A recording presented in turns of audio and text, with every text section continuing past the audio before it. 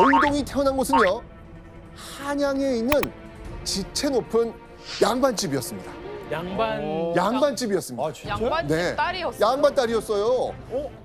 공신 집안에다가 지금으로 치면요, 외교부 국장급에 해당하는 승무원 지사까지 지내게 되는 정말 지체 높은 양반, 바로 박윤창이라는 사람의 딸로 태어났습니다. 아니 그런데 우리가 지금 이야기를 나눌 이 여인은 어우동. 네. 뭐 좀 이상한 점 있지 않으세요? 이름이 어. 성이 다른 거. 성이 다르네. 아버지가 성이 박씨. 씨. 근데 이분 어우동? 뭐지? 그녀의 이름은 박어우동이 아니라 네. 박구마. 어? 박구마로 일단 추정이 되고 있습니다. 박구마. 박구마? 맞습니다, 맞습니다. 아 그러면 박구마인데 왜 어동으로 불린 거예요? 궁금하시죠? 네.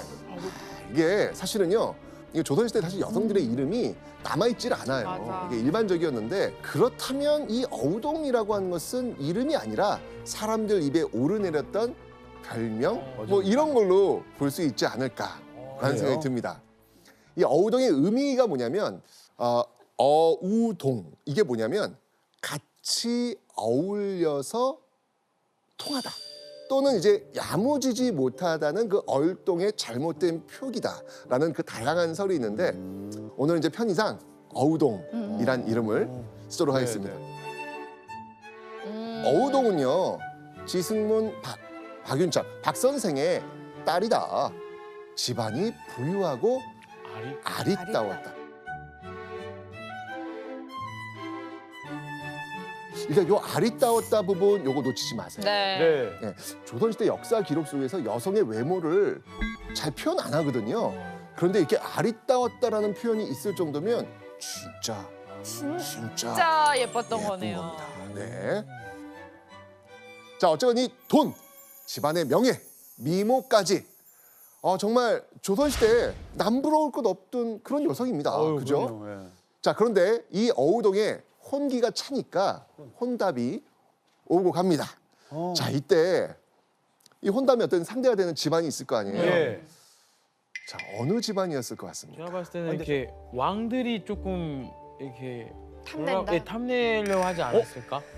그렇게도 해요? 예, 왜냐면은 그 박 선생이라고 이렇게 딱 존칭하는 거 보니까 오호. 되게 유능한 분 같은데, 이제 왕 쪽에서도 좀 사돈 맺으면 좀 그래도 좋으니까 한번. 왜냐면 외교부 장관급이라고 했잖아요. 그쵸. 거의 비슷했습니다. 왕이. 맞습니다. 바로 조선의 왕가에서 네. 연락이 옵니다. 우와. 네, 왕가에서요. 태종 이방원. 자, 그의 아들들, 효령대군의 아들 영천군이 있고요. 영천군의 아들 태강수 이동. 바로 이 태강수 이동은요, 태종 이방원의 증손자, 말 그대로 조선의 로열 패밀리, 바로 이 사람에게 연락이 온 겁니다. 어우동과 함께 결혼하면 어떻겠소? 이런. 손자 며느리. 자, 이렇게 두 사람은요, 혼인을 하게 됩니다. 자, 그런데요, 이 어우동은요, 이 왕족과 결혼을 했기 때문에 자동 업그레이드, 그래서 이 남편의 품계와 동일한 오늘날요 3급 공무원에 해당하는 정사품 혜인이라는 자기를 받았고요. 왕실 족보인 선원록에까지 이름을 올리게 됩니다. 그러니까 지체 왕족이야, 높은 왕족. 양반집 딸에서 다시 한번 업그레이드 되어가지고 왕실의 종친 며느리까지 된 겁니다. 남편과의 사이에서 딸도 낳았습니다. 뭐 이때까지만 해도 정말 행복한 그런 결혼 생활을 딸도 보이잖아요. 낳고. 너무 스토리가 좋은데. 그렇죠? 그런데 얼마 안 가서요, 그들의 결혼에 풍비박산 나는 사건이 벌어집니다. 어허.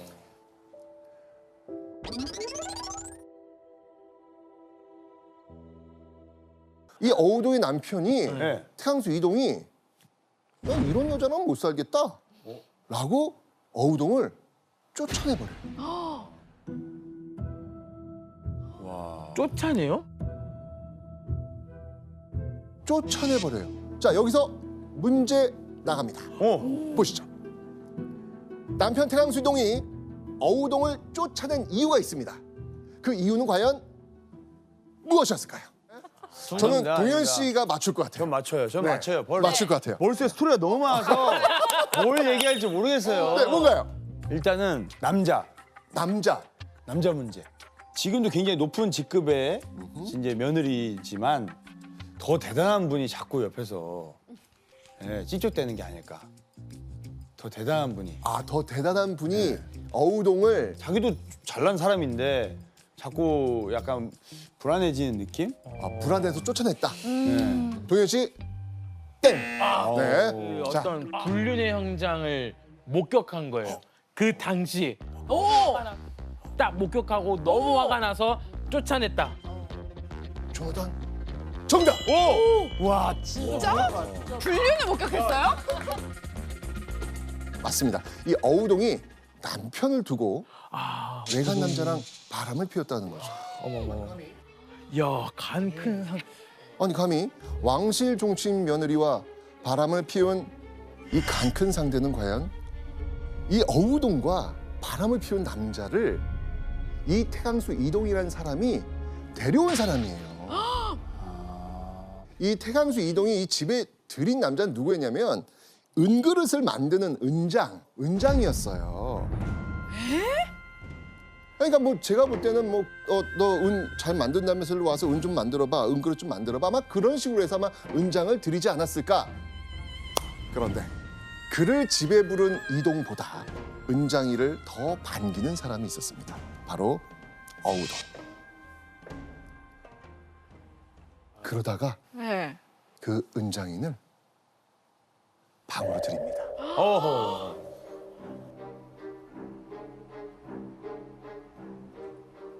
어우동이 그 은장이 그를 좋아해 매번 남편이 나가고 나면 계집종의 옷을 입고 장인 옆에 앉아서 그릇 만드는 정묘한 솜씨를 칭찬했다. 마침내 내실로 끌어들여 날마다 마음대로 음탕한 짓을 하다가 눈치를 보고 남편이 돌아오면 아이고. 몰래 숨기곤 했다. 자, 그런데 어저 들었을 때는 너무 화가 나는 상황이잖아요. 맞아요. 자, 근데 중요한 게 있어요. 자, 지금까지 이야기는요. 성현이 쓴 그 용제 총화에 적힌 태강수 이동의 주장입니다. 이거 뭐야 이거? 남자 쪽 주장이네요. 그렇죠. 자, 이 이야기의 반전을 한번 들여다보도록 하겠습니다. 조선 왕조 실록에도 이 기록이 있습니다. 어떻게 실록에 이 기록을 쓰고 있는지 한번 보겠습니다. 이거 정말. 태강수 이동이 아하. 연경비라고 하는 기생을 매우 사랑해서 그 안에 박씨를 벌였습니다. 대저 종친으로서 첩을 사랑하다가 처의 허물을 들추어 제멋대로 버려서 헤어지는데 한편 그 단서가 열리면 폐단의 근원을 막기 어렵습니다. 기생이랑 바람나서 어우동에게 나가라고 한 거죠. 그렇죠. 그거예요, 지금요. 이 사건, 이 태강수 이동이 연경비에 푹 빠진 이 사건을 왕에게 고한 거예요. 자, 저기 지금 자, 그러니까 왕실에 이 족보를 편찬하고요. 왕족의 허물을 살펴 잘못을 규찰하는 감찰 기관입니다. 야, 그런 기관도 있었어요? 자, 지금 종부 씨가 뭐라고 얘기했냐면 폐단의 근원을 막아야 합니다라고 했거든요. 이게 무슨 말이냐면 태강수 이동같이 이게 기생한테 빠져가지고 아내를 버린다? 이런 일이 많아지면 어찌 되겠습니까? 이 사회적으로 문제될 수 있으니까 이 문제를 근본적으로 아예 처단해야 됩니다. 라고 이제 보고를 한 거죠. 근데 참 독특하지 않아요? 그 무슨 왕한테까지 이런 이혼 문제 뭐 이런 이야기를 보고를 해. 그러니까. 네. 자, 이 조선 시대는요 이유가 있어요. 네. 양반 이상의 신분이 이혼을 하려면 원칙적으로 왕의 허락을 받아야 돼요. 와. 네. 원칙적으로 왕의 허락을 받아야 돼요.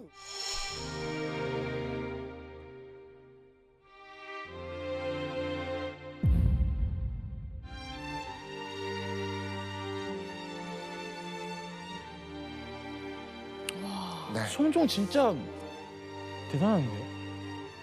김정 연구원님, 그러면은 이게 진실이 뭔지 궁금한데 오동이 바람을 핀 건가요? 피지 않았죠. 피지 종부시, 않았다고? 네네네. 종부시에서는 어우동이 그 은장이하고 바람을 피우지 않았다고 그렇게 판단을 한 거예요. 네네네. 그리고 그렇죠. 또 성종도 종부시의 의견을 듣고 또 똑같이 재결합하라고 그렇게 얘기를 하죠. 기생첩액에 푹 빠져서 철을 벌인 남편 태강수 이동의 잘못이 크다고 공식적으로 인정했다고 볼 수 있어요. 자, 그런데요. 태강수 이동이 왕의 명령을 듣지 않습니다. 예, 아내를 버려요. 와. 놀라운 분이네요. 예, 결국 이 어우동은요 집에서 쫓겨나게 됩니다. 와.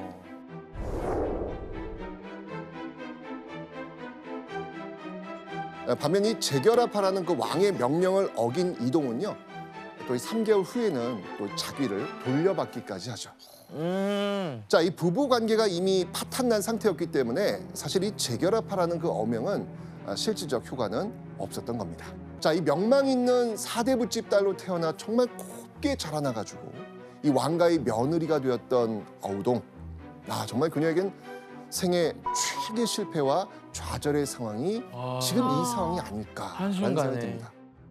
자, 그런데 이때요. 홀로 이 슬퍼하는 이 어우동을 안타깝게 지켜본 사람이 있었습니다. 누구였을까요? 바로 여종이었습니다. 어우동이 너무 슬퍼하고 막 울고 정말 힘들어하니까 이 모습을 지켜본 이 여종이 이 어우동의 슬픔을 달래주기 위해서 어우동한테 한 가지 제안을 합니다. 제안. 사람이 살면 얼마나 산다고 이렇게 상심하고 탄식하고 계십니까? 오종련이라는 사람이 일찍 출세해가지고 이 사원부의 도리가 되었고 용모도 아름답기가 태강수보다 월등히 낫고 좁게도 천하지 않으니 배필을 삼을 만합니다. 좁게라고 하는 것은 이제 그 집안의 어떤 그 혈통 뭐 이런 거 천하지 않으니 나쁘지 않다는 이야기죠. 제가 한번 다리를 놓아보겠습니다.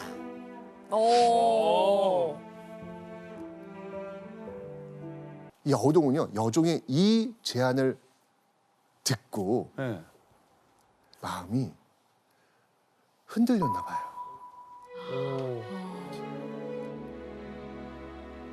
은밀한 제안을 받아들입니다.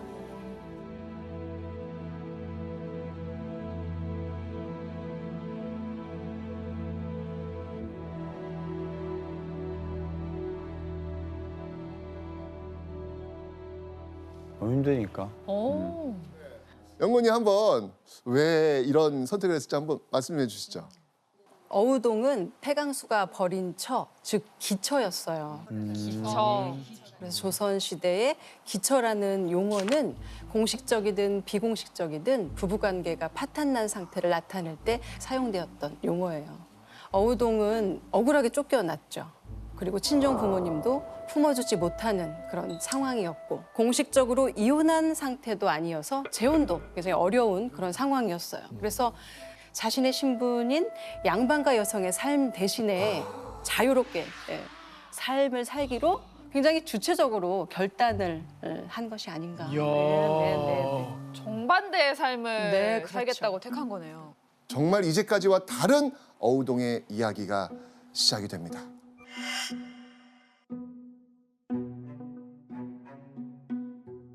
어느 날요, 이 허름한 차림으로 길을 가던 이 어우동을 보고 한 남자가 쫓아옵니다. 너무 아름다운 거예요. 어우동이 한눈에 반한 겁니다.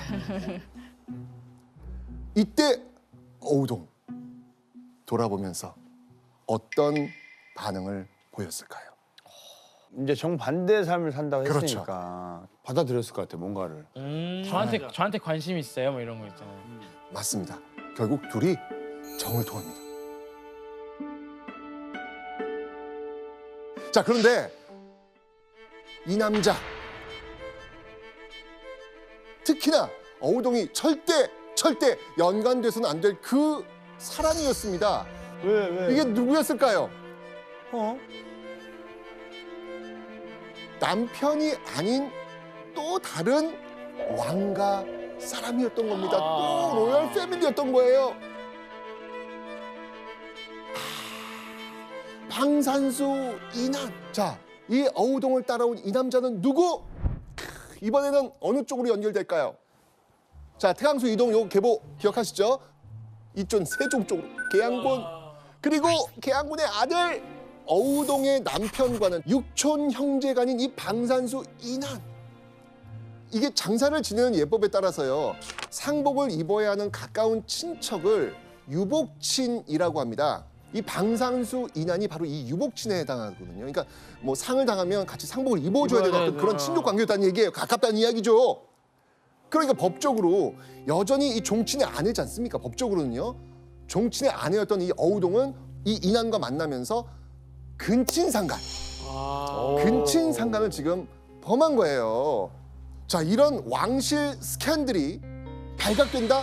야, 이거 조선 유교 이 엄청난 일임에도 불구하고 이 어우동과 이난은 아랑곳하지 않고 만남을 이어갑니다.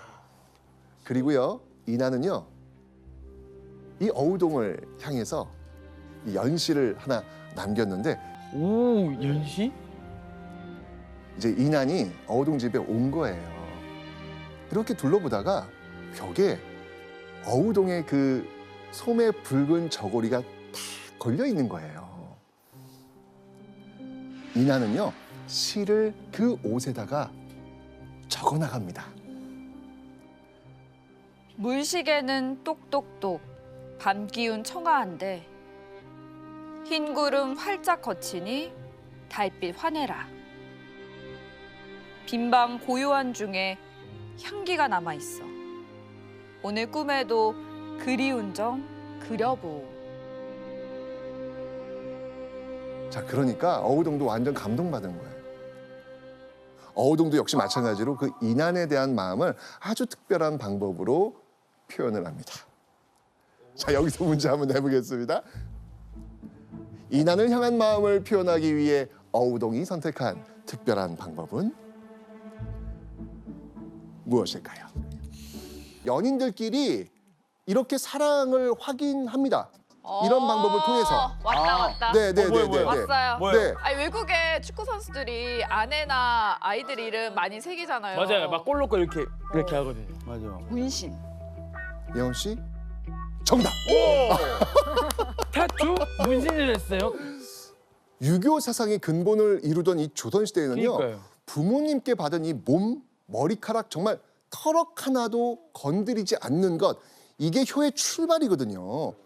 충격입니다. 충격이에요, 충격. 근데 이 시대 때 가능해요? 아, 그죠? 제가 알려드릴게요. 자, 여기 제가 준비해 오, 왔습니다. 궁금해요. 당시 문신하는 방법입니다. 자,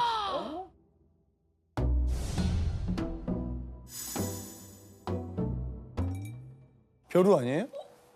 근데 이걸 어떻게 돼요? 먹으로 이렇게 간 다음에, 갈아서. 예, 그 다음에 바늘로 이름을 새기는 거예요. 새겨지겠죠. 이런 방법 굉장히 아프겠죠. 너무 아플 것 같아. 그러니까요. 진짜 큰 맘 먹고 고통을 이겨내는 거니까 의미가 있긴 있을 것 진짜 같아요. 완벽한 답이네요, 이건 진짜.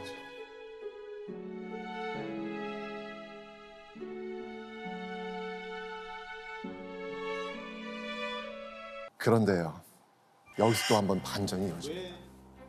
이 어우동 몸에 새겨진 남자의 이름은 방산수 이난만이 아닙니다. 와. 아이.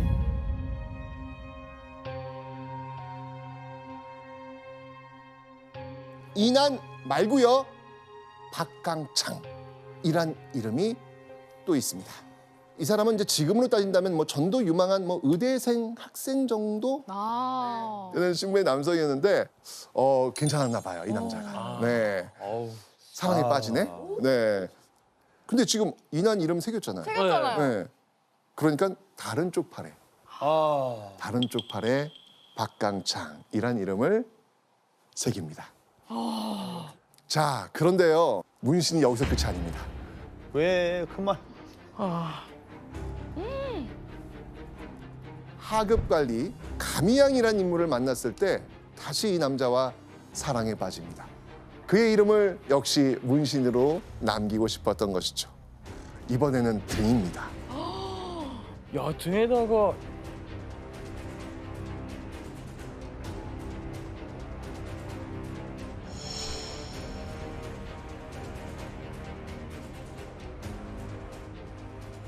자, 지금까지 얘기했던 어우동의 남자 몇 명이었나요? 현재까지. 4명. 복수 한번 해봅시다. 네 네 명이요? 명. 맞죠? 남편 빼고 네 명이잖아요. 네. 그죠? 4명이요. 자, 어우동이요. 이렇게 많은 남자를 만날 수 있었던 데는 비밀이 하나 있어요. 그러니까 어떻게 보면은 당시 그 어우동의 남자 만나는 노하우, 오. 그 답은요. 바로 자신의 신분을 속이는 겁니다. 자, 그런데요. 신분을 속인 어우동은요. 또 다른 왕가의 남자들을 만나게 됩니다.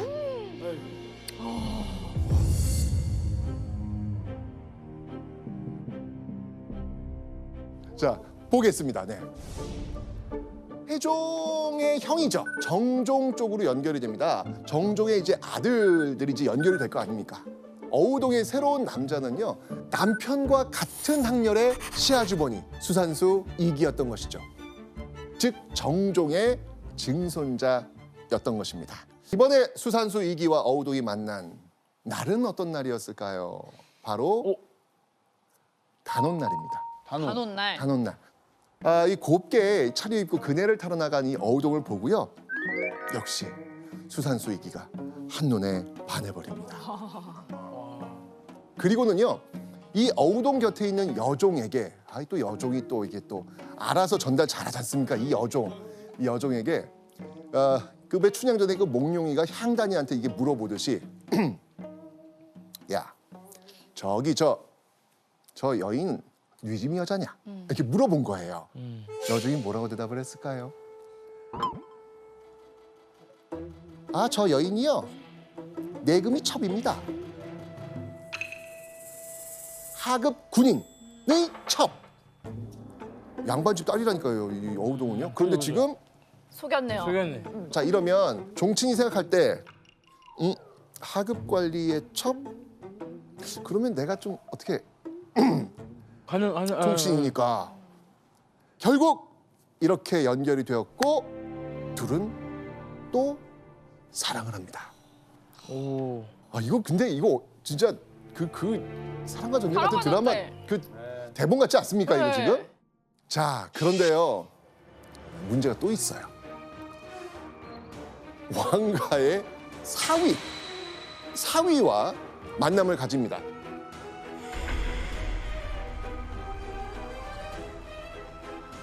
자 오늘 정말 이 가기도가 열일하네요 진짜. 영천군의 그 아들이 태양수 이동이었잖아요. 근데 영천군에 또 이 형제가 있습니다. 보성군이라고 있습니다. 이 보성군의 아들로 연결이 됩니다. 자 그래서 보성군의 아들 춘향군인데 태강수 이동하고 지금 춘향군 사촌 사이잖아요. 이 춘향군의 딸 완산 이씨가 있는데 남편 그러니까 이 춘향군의 사위 이 이승원과 사랑을 합니다.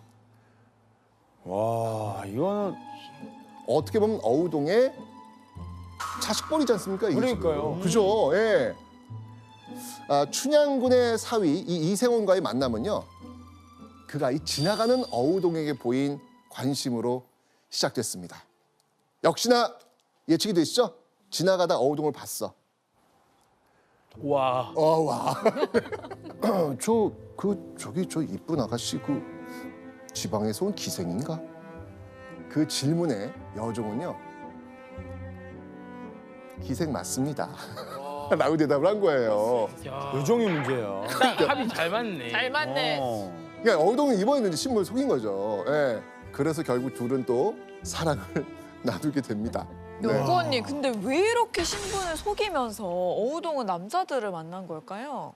양반 여성은 이제 한 남자만 바라보고 한 지아비만 바라보고 살아야 됐기 때문에 기생이나 첩이나 이런 여성들은 어느 정도 성적으로 자유로운 여성들이었어요. 그렇기 때문에 자신의 신분을 속이고 당연히 이렇게 첩이나 기생으로서 할 수 신분 네, 속일 수밖에 없었던 거죠.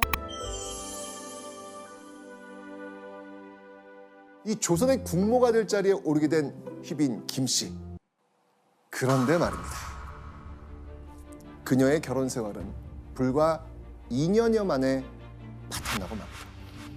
대체 그 2년여 세월 동안 무슨 일이 있었던 것일까요? 자, 휘빈 김씨의 이 결혼 생활은 초기부터 행복과는 좀 거리가 멀었던 것 같습니다. 왜냐하면 남편인 세자가 아내인 휘빈 김씨를 좋아하지 않았기 때문입니다. 제일 안타깝네요. 그러니까. 아내에겐 무관심하면서도요, 몇몇 궁녀들은 또 가까이 합니다. 자, 이렇게 되면 휘빈 김씨의 그 심정 상태는 어떨까요? 불행하죠. 그런데 세자 문종과의 그 부부 사이가 좋지 않더라도 만약 빨리 자식을 낳았다면 아마도 그 휘빈 김씨의 지위는 안정될 수 있었을 것입니다. 그런데 이 휘빈 김씨에게는 자식을 낳을 기회마저도 없었습니다.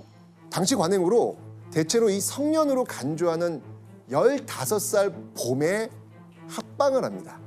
휘빈 김씨와 결혼할 당시 문종의 나이는요 15살이 아니라 14살이었습니다. 아직 1살 부족한 거예요. 게다가 결혼 후 1년쯤 지났을 때, 자 이쯤 되면 이제 합방이 이제 가능해지는 나이가 된 거예요. 15살. 네. 이때 휘빈 김씨의 할아버지가 세상을 떠나고 만 겁니다. 근데 왜요? 유교 예법에 따라서 이 휘빈 김씨는 1년 동안 할아버지 상을 치러야 했기 때문이죠. 이 상을 치르는 동안은 합방할 수가 없었습니다. 참아야 되는 거예요. 결국 이 결혼을 하고도 2년가량이나 합방을 할 수 없었던 것이죠. 이 남편인 세자가 자신에게 여성으로서 관심을 가지지도 않고 또 이 세자빈으로서 자식을 낳을 수 있는 상황도 아니고 어떤 심정이었을 것 같아요?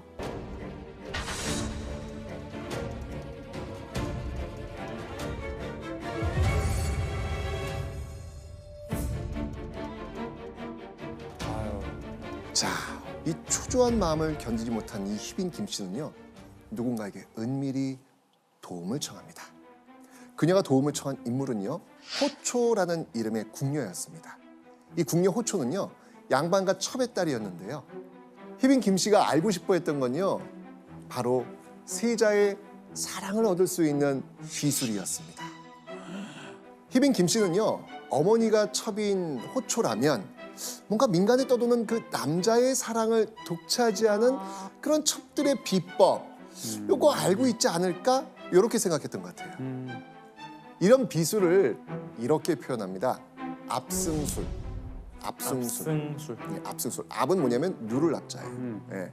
승은 이길 승, 술은 제주술. 그러니까 쉽게 말하면 남편이 좋아하는 다른 여인의 길을 눌러가지고 이 자신이 사랑 싸움에서 이기는 술법. 그럼 이 압승술, 이 비술 써가지고 궁녀들을 누르고 나를 좋아하도록 만드는 요 비술, 요거를 지금 원했던 거죠. 그래서 휘빈 김씨는요 세자빈이 절대 하면 안 될 비술에 손대게 됩니다. 호초는요 휘빈 김씨에게 조용히 비술을 알려줍니다. 뭐지? 무언가를 태워서 그 죄를 술에 타서 세자가 마시게 하면 세자의 사랑을 얻을 수 있다는 겁니다. 여기서 문제 갑니다. 호초가 알려준 비술의 재료, 아까 무언가를 태운다 그랬죠? 네. 자, 그 무언가, 그 재료는 무엇이었을까요? 세자가 좋아하는 여자의 신발. 호초가 이렇게 말합니다. 남자가 좋아하는 여성의 신발을 잘라서 불에 태워 가루를 만든 다음 요걸 술에 타서 남자에게 마시게 하면 내가 사랑을 받게 되고 그 여자는 멀어지게 됩니다. 휘빈 김씨는요 그 방법을 바로 행동에 옮깁니다. 당시 문종이 가까이 지내던 이 두 궁녀 효동과 덕금이라는 두 인물을 콕 집어서 그 신발로 실행할 것을 권합니다. 자, 그래서 이 휘빈 김씨는요 이 비법을 써보기 위해 틈틈이 기회를 엿봤죠. 결과는 어땠을까요? 결과 아, 이게 아니, 결론은 실패. 실패. 세 번이나 시도를 했는데 끝내 문종에게 이 비수를 쓰는 데는 실패하고 맙니다. 쉽지 않죠, 이게. 아니, 아, 안쓰러워요, 진짜. 사실. 안쓰러워. 맞아요. 마음을 얻기 위해서 이렇게 노력하는데. 그렇죠. 아, 자, 이게 안 되니까 다시 호초를 불러드립니다. 그리고 또 다른 방법을 물어보죠. 아, 또? 이때 호초는요, 전보다 더 충격적인 방법을 알려줍니다. 이렇게 얘기합니다. 뱀이 교접할 때 흘린 전기를 수건으로 닦아서 갖고 있으면 반드시 남자의 사랑을 받을 수 있습니다. 와. 그러니까 뱀이요? 뱀. 네. 그거 어떻게. 맞습니다. 이게 지금 문제가 있죠. 아니, 실패로 끝난 첫 번째 비술보다도 훨씬 어렵고 까다로운 그런 방법이었습니다. 그런데 지푸라기라도 잡고 싶었을 희빈 김 씨는 이 두 번째 비술에 혹합니다. 아이고야. 자, 그런데요, 두 번이나 실패하고 나니까 궁궐에서 세자빈이 비수를 쓴다는 소문은 당연히 시아버지 세종 귀까지 들어가지요. 아, 들어갔어. 들어가죠, 이게. 그래서 세종은 이 믿을 수 없는 소문을 듣고 깜짝 놀랍니다. 아. 그리고 확인합니다. 호초를 불러오라. 와. 친히 불러드립니다. 일개 궁녀가 나라님 앞에 불려갔으니 이 얼마나 두렵겠습니까? 감히 거짓말로 모면할 엄두도 못 내고요. 그간의 사정을 낱낱이 털어놓게 됩니다. 아이고, 다 얘기해버리네. 네, 이미 모든 진실을 알고 있는 시아버지 앞에서 며느리 희빈 김 씨가 무슨 변명을 하겠습니까? 자신이 한 일을 모두 털어놓을 수밖에 없었겠죠. 자, 이 며느리의 자백을 듣는 이 세종의 심정, 이 과연 어땠을까요? 슬프다. 세자를 정하고 그 배필을 간택한 것은 진실로 장차 종묘의 제사를 받들며 남의 어머니로서의 괴범이 되어 만세의 큰 복조를 연장하려고 한 것이었다.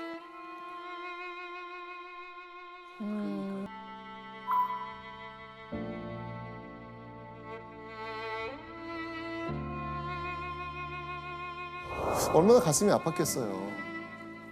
게다가 며느리 희빈 김 씨의 일이 이 세종에게 특히 더 충격적으로 다가온 이유가 있습니다. 그게 뭐냐면요, 삼강행실도. 이 삼강행실도를 편찬했습니다.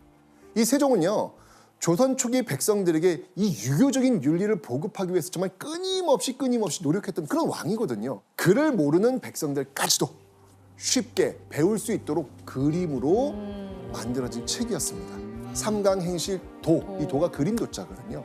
백성들에게 올바른 이 유교적 관계를 가르치기 위해서 전 국민 배포용 교훈서까지 편찬한 세종. 그는 국가의 기반이 되는 이 유교 이념이 바로 서야 진정한 국가 성장이 이루어진다고 생각했던 왕이었습니다. 자, 이 수신제가 치국평천하, 몸과 마음을 닦아 수양하고 집안을 가지런히 한 후에 나라를 다스리고 이후 천하를 경영해야 한다, 이런 뜻이죠. 유교 이념을 바탕으로 세워진 조선 왕조는 국가 유지의 기초인 집안을 잘 다스려야 그 다음 국가도 잘 다스려진다, 이렇게 믿었던 것입니다. 자, 그래서 조선이 뭘 억제했었죠? 우리 배웠는데, 가정을 잘 다스리기 위해서 그 다음에 국가가 있으니까 조선에서는 이것을 억제했습니다. 안 돼! 노! 이건 아니야! 노! 우리 배웠습니다. 뭐였죠? 이혼! 조나단 정답! 아, 좋아요. 자, 그래서 유교적 윤리관을 바로 세우기 위해서 이 앞장섰던 세종, 당연히 이혼을 억제하려고 노력했습니다.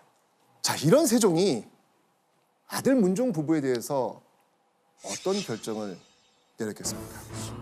진짜 머리 너무 아프셨을 것 같아요. 그러네요. 그쵸. 이혼을 금지시켰는데 왕가에서 내 아들이 이혼을 한다. 이거는 좀 아우, 말이 안 맞잖아요. 그렇죠. 세종의 선택.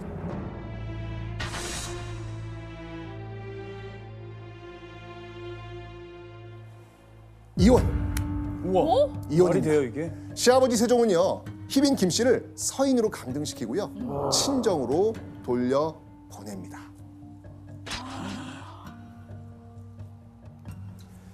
지금 김 씨가 세자빈이 되어 아직 두 해도 못 되었는데 그 꾀하는 것이 감히 요망하고 사특함이 이미 이와 같게 이르렀으니 왕궁 안에 용납할 수 없는 바이니 도리대로 마땅히 패출시켜야 할 것이다. 자, 그럼 감히 이 세자빈에게 비수를 가르쳤던 궁녀 누구? 호초. 호초. 호초 어떻게 됐을까요? 의금부 갔을 것 같은데. 목을 베는 참여.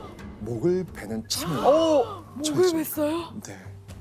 그 정도로 용납을 못 하겠다는 거죠. 그렇죠. 아니, 그러니까 희빈 김 씨의 행동에 세종이 얼마나 격분했는지 짐작해 볼 수 있는 그런 부분입니다. 이 세종의 그 인내심이 결국은 폭발하는 사건이 또 벌어집니다. 제발. 아직 끝나지 않았습니다. 제발. 자, 과연 이 순빈봉 씨가 무슨 일을 벌인 걸까요? 상상을 초월합니다.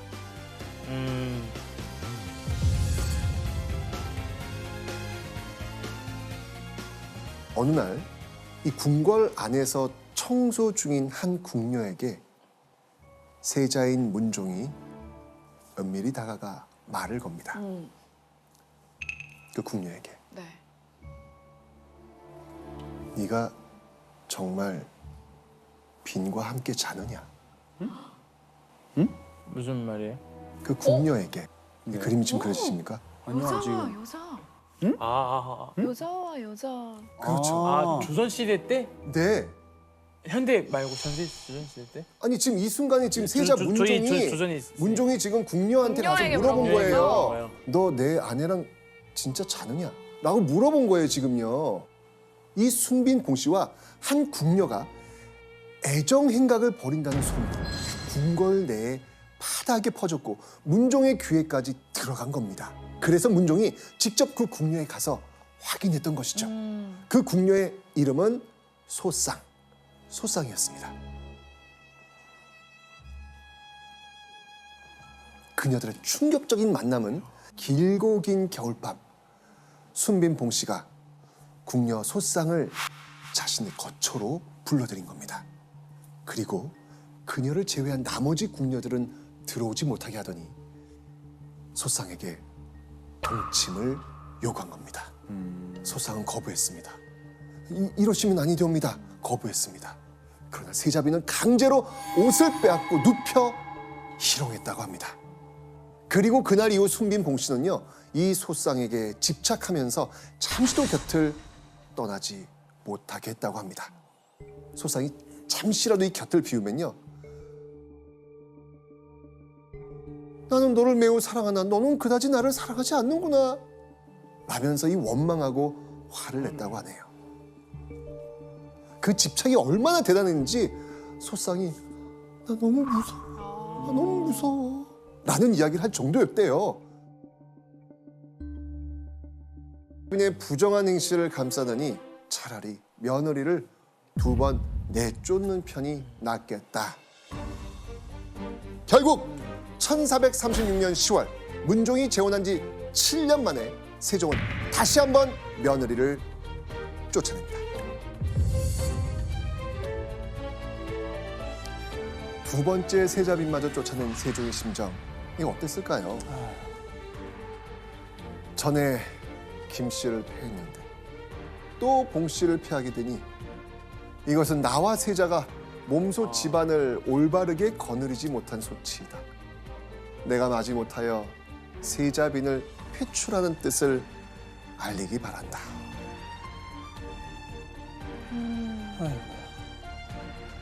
일국의 왕이자 집안을 잘 다스리지 못한 가장으로서 이 상황이 비통하고 한편으로는 부끄럽다. 이런 것들을 지금 표현하고 있는 것 같아요. 그런데도 세종은요, 세자빈의 잘못된 행동을 숨기지 않고요, 대신들에게 낱낱이 밝혔습니다. 세종은 세자빈이 얼마나 문제가 많았는지, 그리고 그 문제를 바로잡기 위해 얼마나 노력했는지 그걸 좀 알려주고 싶었던 거예요. 1504년 5월 갑자기 왕명이 떨어집니다. 어명이요 환관들은 모두 한자리에 모이시오. 이 명령을 내린 왕 누구였을까요? 우리가 이미 만났던 조선 최악의 폭군 연산군. 연산군입니다. 임상군. 연산군이요 잔뜩 화가 나서 이렇게 말합니다. 보시죠. 지금 풍속이 거짓이 많아 고자들도 진짜가 아닐 수 있으니 승지 강징이 의원 김홍수 고세보와 함께 협양문 밖에서 음신이 있는지 없는지 상고하여 하래라. 네. 음신? 그러니까 이 내용은 뭐냐면 음신은 이제 남성의 성기를 얘기하는 거예요. 그게 있는 점 다시 한번 확인을 하는 거예요. 가짜 환관이 있을 수 있으니 승지와 의원들이 검사를 해서 보고하라는 거예요. 아니 가짜 환관. 그쵸. 환관의 남성성을 제거하는 이유가 뭐다? 무엇 때문에? 왕의 여. 왕의 여인. 그런데 지금 뭐? 가짜 환관? 가짜가 이러면 이거 얘기가 달라지는 거예요. 자, 사건의 시작은 이랬습니다. 어느 날 한 남자가 사헌부에 찾아옵니다. 사헌부는 이 관리들의 비행을 규탄하고 풍속을 바로잡는 기관인데요. 여기에 찾아온 남자가 사헌부에 이렇게 고합니다. 환관 서득관이 제 아내와 간통을 했습니다. 이게 가능하지 않은데 지금 그쵸 그쵸. 관통을 했다는 거잖아요. 그죠? 환관이 남의 아내를 탐했다? 궁궐이 발칵 뒤집혀진 거예요. 샅샅이 조사해 보니까요. 환관 서득관이라는 자가 이 누에를 관리하러 궁에 들어왔던 그 남자의 아내와 눈이 맞아서 정을 통한 거예요. 이 조사 결과를 들은 연산군 충격이죠. 뭐? 말이 안 되죠. 환관이 정을 통했다고? 이게 가능하다고? 딱 그 보고를 들었을 때 연산군 바로 그 환관의 목을 칼로 베어렵니다. 차명을 명령한 거죠. 하지만요 연산군의 분노는 가라앉지 않았습니다. 이거 너무 치명적인 스캔들인 거예요. 절대 이런 환관 스캔들이 다시는 발생해서는 안 되겠죠. 그렇게 조선 왕조 역사상 최초의 환관 신체 검사가 시작이 된 겁니다.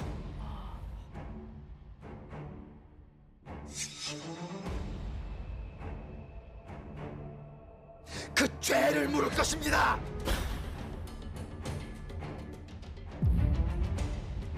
모든 환관이 한 군데에 모여서 한 명씩 바지를 내리면서 전수조사가 시작됩니다. 자, 근데요. 네. 놀랍게도요. 한 명이 딱 걸렸습니다. 바로 환관 김세필이라는 인물이었습니다. 와. 그는요. 생식 능력을 가진 채 궁궐에서 일하고 있었던 거예요. 어떻게? 혹시나 이게 말이 안 되잖아. 설마 말이 안 했는데. 되죠. 라고 했던 일이 진짜로 생긴 거예요. 연산군은 완전 경납니다. 결국 이 환관 김세필은 물론 그의 부모, 형제까지 모두 벌을 내립니다. 남성성이 제거됐다고 생각했었는데 간혹 남성성이 되살아나는 경우도 있고 거세를 했다고 하더라도 그런 환관도 인간의 기본적인 욕구조차 다 막을 수는 없었던 거지요. 그 대표적으로 조선 태조 때에 놀랍게도 세자빈하고 환관이 스캔들을 일으켜요.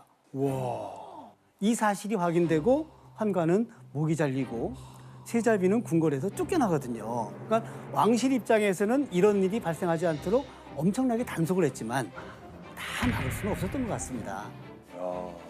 이런 사단을 미연에 방지하고자 환관들이 지켜야 하는 온갖 금기 사항이 있었습니다. 그 중에서도 환관이 되면 절대 먹어선 안 되는 음식이 있습니다. 자, 여기서 문제 나갑니다. 야, 이거는 환관이 절대 먹어서는 안 되는 음식 무엇일까요? 동현. 동현, 오, 자신 있어요, 자신 있어요. 저희는 이제 네. 평생 운동선수를 하면서 어허. 먹는 것도 운동이거든요. 어허, 그래서 남자한테 좋은 게 뭔지 다 알고 있어요. 어허. 그건 먹으면 안 되는 거죠. 정답. 네. 아, 이거 뭐냐고요? 뭐 여러 마늘, 뭐 파, 양파, 복분자, 이 정도. 아. 그런 거 절대 못 먹는 거죠. 하나만 골라주시면 안 돼요? 맞아요. 한 개만 있어요? 제가 하나 할게요. 하나만 있어요? 네, 하나. 마늘. 글쎄요. 자, 그러면 정답을 제가 바로 공개하겠습니다. 이곳에 있습니다. 먹으면 안 되는. 이겁니다. 정답입니다. 이겁니다. 정답입니다. 비싸네요. 마늘입니다. 와, 진짜 달라다니신다. 아니 왜 운동하기 때문에 알죠. 자, 좋습니다. 지금 네. 이유가 있습니다. 자, 첫 번째는요. 왕 앞에서 이거 드시고 전하 고개를 치우도록 하여라. 그렇지 않겠습니까? 바로 입냄새를 일단 예방하기 위해서였죠. 왕 가까이서 일하는데 냄새가 나선 곤란하니까요. 둘째는 바로 이 환관의 양기가 오르는 걸 예방하기 위한 것이었습니다. 양기. 네, 이 환관은요 철저하게 욕망을 누르고 인내하면서 오직 왕과 왕실만을 위해 일해야 하는 존재였기 때문입니다.